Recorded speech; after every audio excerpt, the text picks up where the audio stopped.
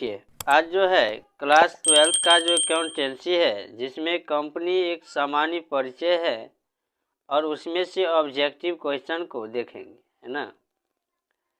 तो सबसे पहले है कंपनी कौन सी व्यक्ति होती है, अवैधानिक व्यक्ति या कृत्रिम व्यक्ति या वैधानिक कृत्रिम व्यक्ति या विशेष व्यक्ति। इसका सही उत्तर सी हो जाएगा, वैधानिक कृत्रिम व्यक्ति। दूसरा है कंपनी किसके द्वारा निर्मित होती है, पूर्वाधिकार अंशधारियों द्वारा, प्रवर्तकों द्वारा, विधान द्वारा, ऋण पत्रधारियों द्वारा। दूसरा का जो सही उत्तर हो जाएगा वो सी होगा, विधान द्वारा।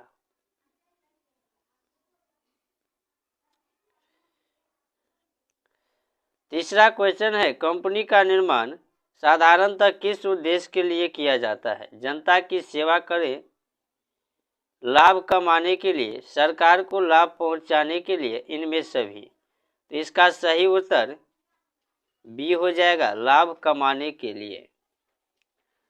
चौथा है निजी कंपनी के अधिकतम सदस्यों की संख्या कहां तक सीमित है, 20, 7, 50 या 200। तो चौथा का सही उत्तर डी हो जाएगा, 200। पांचवा है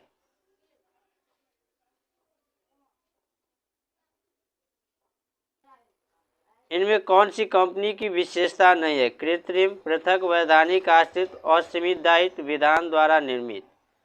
तो 5 का सही उत्तर हो जाएगा सी, असीमित दायित्व, है ना। तो इसमें 5 ही ऑब्जेक्टिव थे। अब अगले चैप्टर देखेंगे। देखिए, अगला चैप्टर है अंश पूंजी के लिए लेखांकन। इसमें है कि कंपनी अधिनियम के प्रावधान के अंतर्गत एक निर्गमित कर सकती है समतांश, पूर्वाधिकारांश, समतांश और पूर्वाधिकारांश, इनमें कोई नहीं। तो एक का सी होगा, समतांश और पूर्वाधिकारांश। दूसरा है दायित्व की कुल राशि में सम्मिलित होती है अधिकृत पूंजी, निर्गमित पूंजी, प्रार्थित पूंजी, चुकता पूंजी। तो दूसरा का सही उत्तर डी हो जाएगा, चुकता पूंजी।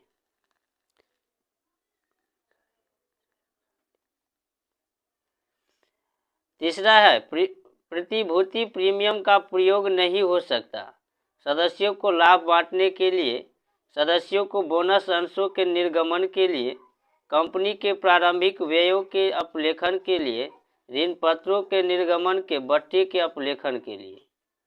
तो 3 का सही उत्तर हो जाएगा ए, सदस्यों को लाभांश बांटने के लिए। चौथा है कंपनी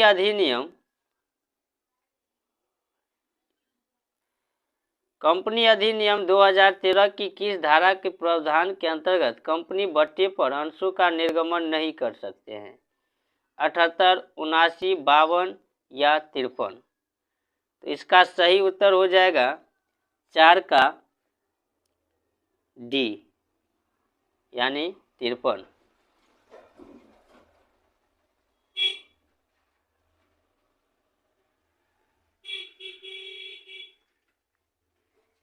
पांचवा है समता अंशधारी होते कंपनी के लेनदार, कंपनी के स्वामी, कंपनी के ग्राहक, इनमें कोई नहीं। इसका सही उत्तर बी हो जाएगा, कंपनी के स्वामी। छठा है एक कंपनी अपने अंशों को प्रीमियम पर भारतीय कंपनी अधिनियम 2013 किस धारा के अंतर्गत जारी कर सकती है, 77, 78, 52, 53। इसका सही उत्तर हो जाएगा सी, 52। अब इससे अगला चैप्टर में देखेंगे। ये चैप्टर है अंशों का हरण और पुनः निर्गमन। इसमें पहला क्वेश्चन है जब्त किए गए अंशों के पुनः निर्गमन के पश्चात अंशहरण खाते के शेष को हस्तांतरित कर दिया जाता है, लाभ हानि खाता, पूंजी संचय खाता, सामान्य संचय खाता, इनमें कोई नहीं। इसका सही उत्तर बी होगा, पूंजी संचय खाता। दूसरा है अंशों का हरण किया जा सकता है सभा में उपस्थित न होने की स्थिति में, मांग राशि के भुगतान न करने पर, बैंक ऋण में भुगतान की असमर्थता, प्रतिभूति के रूप में अंशों के बंधक होने पर। तो इसका सही उत्तर बी हो जाएगा, मांग राशि के भुगतान न करने पर। तीसरा है, अंशहरण खाते के शेष को चिट्ठी में प्रदर्शित किया जाता है। चालू दायित्व एवं प्रावधान मदद के अंतर्गत, संचय एवं अधिशेष मद के अंतर्गत, अंश पूंजी खाते के अंतर्गत, आरक्षित ऋण के अंतर्गत। इसका सही उत्तर बी हो जाएगा, संचय एवं अधिशेष मद के अंतर्गत।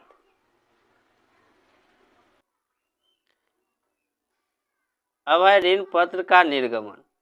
पहला क्वेश्चन है, ऋण पत्रधारी होते हैं कंपनी के ग्राहक, कंपनी के मालिक, कंपनी के लेनदार या इनमें कोई नहीं। तो इसका सही उत्तर हो सकता है कंपनी के लेनदार। दूसरा है, यदि विक्रेता को 5 लाख की शुद्ध संपत्ति के प्रतिफल के बदले 4,50,000 के ऋण पत्र निर्गमित किए जाते हैं तो क्रेडिट किए जाएंगे लाभ हानि खाता, ख्याति खाता, सामान्य संचय खाता, पूंजी संचय खाता। इसका सही उत्तर डी होगा, पूंजी संचय खाता। तीसरा है, ऋण पत्र के निर्गमन पर कटौती है अस्थायी संपत्ति, चालू संपत्ति, वास्तविक संपत्ति, पूंजीगत संपत्ति। इसका सही उत्तर डी हो जाएगा, पूंजीगत हानि। चौथा है, बैंक से लिए गए ऋण के लिए ऋण पत्रों को सहायक प्रतिभूति के रूप में निर्गमन किए जाने पर किस खाते को डेबिट किए जाएगा? बैंक खाता, बैंक ऋण खाता, ऋण पत्र खाता, ऋण पत्र उन्नति खाता। इसका सही उत्तर डी हो जाएगा, ऋण पत्र उन्नति खाता।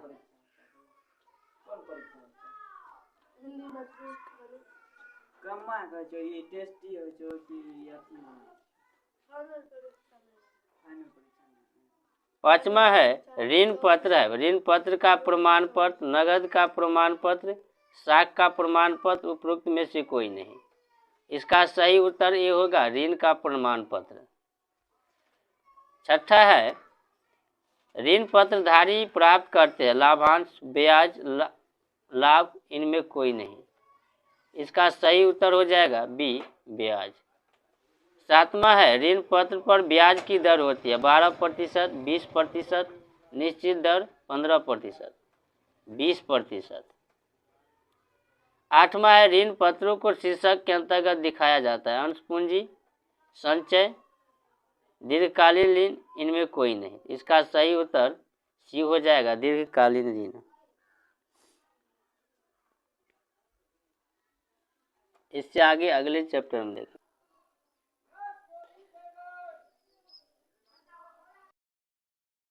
अब है कंपनी का वित्तीय विवरण। इसमें पहला क्वेश्चन है, निम्न में कौन एक कंपनी के वित्तीय विवरण का भाग नहीं है? लाभ हानि विवरण, आर्थिक चिट्ठा, लेजर खाता। एक का सही उत्तर हो जाएगा सी, लेजर खाता। दूसरा है, सामान्य संचय को आर्थिक चिट्ठे में किस शीर्षक के अंतर्गत दिखाया जाएगा?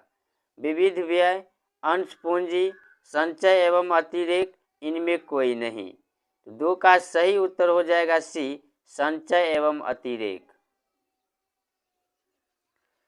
तीसरा है, कंपनी के आर्थिक चिट्ठे के संपत्ति पक्ष में चालू संपत्ति में शामिल है विविध देनदार, हाथ में रोकड़, स्कंध, सभी। इसका सही उत्तर डी हो जाएगा, सभी।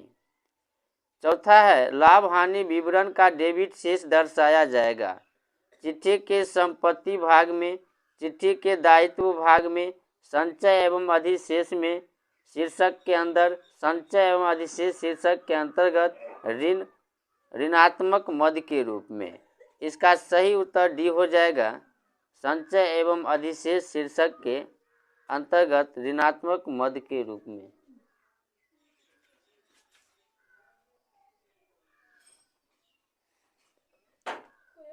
पांचवा है, प्रारंभिक व्यय चिट्ठे में निम्न शीर्षक के अधीन दर्शाया जाता है अस्थायी संपत्ति, संचय एवं अधिशेष, ऋण एवं अग्रिम, अन्य व्यय। इसका सही उत्तर हो जाएगा बी, संचय एवं अधिशेष।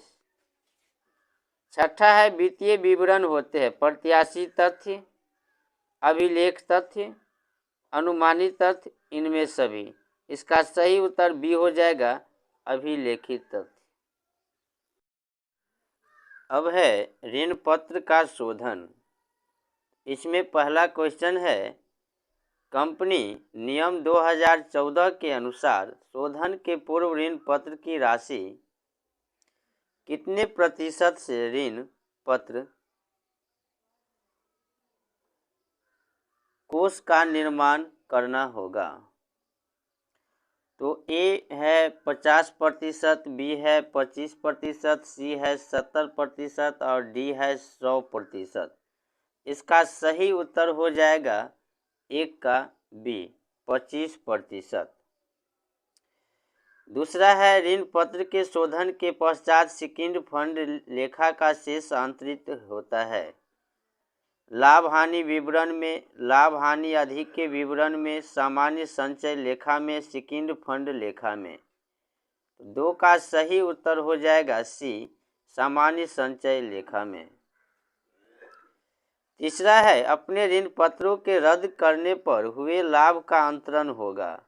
लाभ हानि विवरण में, लाभ हानि अधिक विवरण में, सामान्य संचय लेखा में, पूंजी संचय लेखा में। तो 3 का सही उत्तर हो जाएगा डी, पूंजी संचय लेखा में। 4 है यदि 1 लाख के ऋण पत्र का निर्गमन 10,000 के बट्टे पर किया गया हो तो जो 4 वर्षों के बाद शोधनीय हो तो लाभ हानि विवरण से वार्षिक बट्टा अपलिखित किया जाएगा। 3 लाख, 3,000, 4,000, 2,500 या 5,000। तो 4 का सही उत्तर हो जाएगा सी, 2,500। पांचवा है ऋण पत्र के निर्गमन पर हानि को दिखाया जाता है। चिट्ठे के संपत्ति पक्ष में, चिट्ठे के दायित्व पक्ष में, लाभ हानि विवरण के क्रेडिट पक्ष में, इनमें से कोई नहीं। तो 5 का सही उत्तर ये हो जाएगा चिट्ठे के संपत्ति पक्ष में। 6 नंबर है सेकंड फंड विनियोग लेखा के विक्रय पर लाभ को अंतरित किया जाता है। लाभ हानि विवरण में, सामान्य संचय में, सेकंड फंड खाते में, पूंजी संचय में। तो 6 का सही उत्तर हो जाएगा सी, सेकंड फंड खाते में। 7वां है ऋण पत्र का शोधन किया जा सकता है लाभ से, पूंजी से, प्रावधान से, इनमें से सभी। तो 7 का सही उत्तर हो जाएगा डी। देखिए अब जो है क्लास 12वीं का जो अकाउंटेंसी है जिसमें 8वां चैप्टर है वित्तीय विवरण का विश्लेषण, उसमें ऑब्जेक्टिव क्वेश्चन देखते हैं। एक व्यावसायिक उद्यम के वित्तीय विवरण में सम्मिलित होते हैं चिट्ठा तुलन पत्र, लाभ व हानि खाता, रोकड़ प्रवाह विवरण, डी उपरोक्त सभी। इसका सही उत्तर डी हो जाएगा उपरोक्त सभी। दूसरा है कंपनी की वार्षिक रिपोर्ट को निर्गमित किया जाता है संचालक के लिए, अंकक्षेपण के लिए, अंशधारकों के लिए, प्रबंधक के लिए। इसका सही उत्तर हो जाएगा सी, अंशधारकों के लिए। तीसरा है चिट्ठा उद्यम की वित्तीय स्थिति संबंधी सूचना प्रस्तुत करता है दी गई विशेष अवधि पर, विशेष अवधि के दौरान, विशेष अवधि के लिए उपरोक्त में से कोई नहीं। इसका सही उत्तर ये हो जाएगा दी गई विशेष अवधि पर। चौथा है लाभ व हानि विवरण को डैश भी कहते हैं आर्थिक चिट्ठा, आय विवरण, परिचालन लाभ, विनियोग। इसका सही उत्तर बी हो जाएगा आय विवरण। बस इसमें 4 था। अब अगला देखते हैं। देखिए 9वां है वित्तीय विवरण विश्लेषण के उपकरण। इसमें पहला क्वेश्चन है वित्तीय विवरण के निर्वाचन में शामिल होता है आलोचना एवं विश्लेषण, तुलना एवं प्रवृत्ति अध्ययन, निष्कर्ष निकालना, उपयुक्त सभी। तो इसका सही उत्तर डी हो जाएगा उपयुक्त सभी। दूसरा है क्षैतिज विश्लेषण जाना जाता है गतिशील विश्लेषण, संरचनात्मक विश्लेषण, स्थैतिक विश्लेषण, इनमें से कोई नहीं। इसका सही उत्तर दो का हो जाएगा ए, गतिशील विश्लेषण। तीसरा है शीर्ष उदग्रह विश्लेषण को डैश के रूप में जाना जाता है। स्थैतिक विश्लेषण, गतिशील विश्लेषण, संरचनात्मक विश्लेषण, इनमें कोई नहीं। इसका सही उत्तर हो जाएगा ए, स्थैतिक विश्लेषण।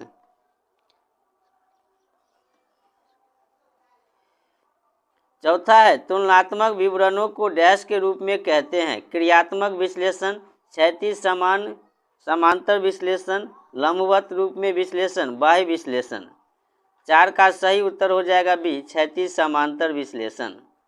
और लास्ट में 5वां है वित्तीय विश्लेषण हेतु प्रयोग में आने वाले सामान्य साधन है।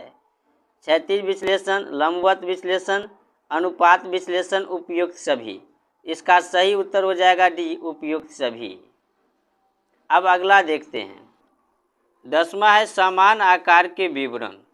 तो पहला क्वेश्चन है समरूप विवरणों को निम्नलिखित के नाम से भी जाना जाता है। गतिशील विश्लेषण, क्षैतिज समांतर विश्लेषण, लंबवत या शीर्ष विश्लेषण, इनमें कोई नहीं। इसका सही उत्तर हो जाएगा सी, लंबवत शीर्ष विश्लेषण। दूसरा है समान आकार के आय विवरण का सामान्य आधार होता है प्रचालन से आय, कुल व्यय, स्थिति विवरण का योग, इनमें कोई नहीं। 2 का सही उत्तर हो जाएगा ए, प्रचालन से आय। तीसरा है समान आकार की स्थिति विवरण में कुल क्षमता एवं दायित्वों को किसके बराबर माना जाता है? 1, 10, 100, 1000। इसका सही उत्तर हो जाएगा सी, 100। चौथा है समान आकार के विवरणों में शुद्ध विक्रय की राशि को किसके बराबर माना जाता है? 1, 10, 100, 1000। इसका सही उत्तर सी हो जाएगा 100। अब अगला देखते हैं। अब है लेखांकन अनुपात, है ना। तो सबसे पहले क्वेश्चन है संचालन अनुपात है, लाभप्रदता अनुपात, निष्पादन अनुपात, शोधन क्षमता अनुपात, इनमें कोई नहीं। तो पहला का सही उत्तर हो जाएगा ए, लाभप्रदता अनुपात। दूसरा है लाभप्रदता अनुपात को सामान्यतः प्रदर्शित किया जाता है साधारण अनुपात में, प्रतिशत में, गुना में, इनमें कोई नहीं। 2 का सही उत्तर बी हो जाएगा, प्रतिशत में। तीसरा है वित्तीय स्थिति अनुपात को सामान्यतः प्रदर्शित किया जाता है साधारण अनुपात में, प्रतिशत में, गुना में, इनमें कोई नहीं। तो 3 का सही उत्तर हो जाएगा साधारण अनुपात में।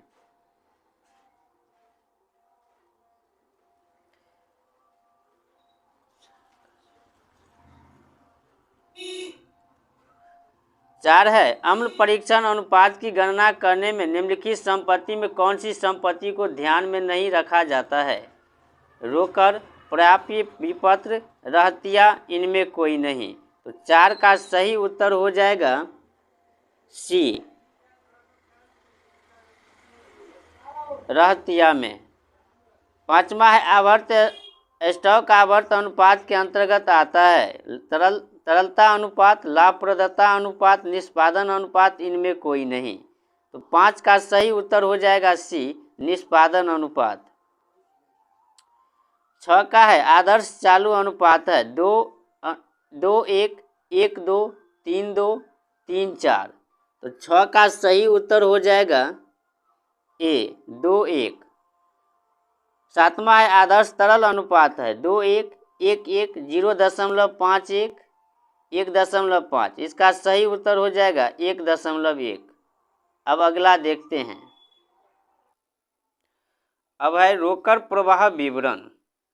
सबसे पहले क्वेश्चन है निम्नलिखित में कौन रोकड़ बहिर्वाह नहीं है? लेनदार में वृद्धि, स्कंध में वृद्धि, पूर्वदत्तों व्ययों में वृद्धि, इनमें कोई नहीं। 1 का सही उत्तर ये हो जाएगा लेनदार में वृद्धि। दूसरा है रोकड़ प्रवाह विवरण आधारित होता है लेखांकन के उपार्जन आधार पर, लेखांकन के रोकड़ आधार पर, ए और बी दोनों, इनमें कोई नहीं। इसका सही उत्तर हो जाएगा बी, लेखांकन के रोकड़ आधार पर। तीसरा है निम्नलिखित में कौन रोकड़ अंतर्वाह नहीं है? देनदार में कमी, ऋण पत्र में का निर्गमन, लेनदार में कमी। इसका सही उत्तर हो जाएगा सी, लेनदार में कमी। चौथा है रोकड़ प्रवाह विवरण तैयार किया जाता है अतिरिक्त सूचना से, लाभ अथवा हानि से, आर्थिक चिट्ठे से, इनमें सभी से। तो चौथा का सही उत्तर डी हो जाएगा, इनमें सभी से। पांचवा है निम्न में कौन एक गैर रोकड़ मदद नहीं है? रोकड़, नगद विक्रय, ख्याति का अपलेखन, ह्रास, अपर्याप्त ऋण पत्र के प्रावधान। इसका सही उत्तर ये हो जाएगा, नगद विक्रय। छठा है रोकड़ प्रवाह विवरण संबंधित है S3, S6, S9, S12। इसका सही उत्तर हो जाएगा S3। सातवां है निम्न में किस लेन देन से रोकड़ प्रवाह होगा? बैंक में 40,000 जमा किए, बैंक से 54,000 का आहरण किए, 25,000 के विक्रय निवेश को सम मूल्य पर बेचा, 50,000 पुस्तक मूल्य की मशीनरी को 10,000 के लाभ पर बेचा। तो 7 का सही उत्तर हो जाएगा डी, 50,000 के पुस्तक मूल्य की मशीनरी को 10,000 के लाभ पर बेचा। आठवां है निम्न में किस लेन देन से रोकड़ प्रवाह होगा? बैंक में 10,000 जमा किए, बैंक से 14,500 आहरण किए, 74,000 पुस्तक मूल्य की मशीनरी को 9,000 के घाटे पर बेचा। और डी है 2 लाख के 9% ऋण पत्र को समता अंश में परिवर्तित किया। इसका सही उत्तर हो जाएगा सी, 74,000 पुस्तक की मशीनरी को 9,000 के घाटे पर बेचा। तो ये था लास्ट चैप्टर का ऑब्जेक्टिव।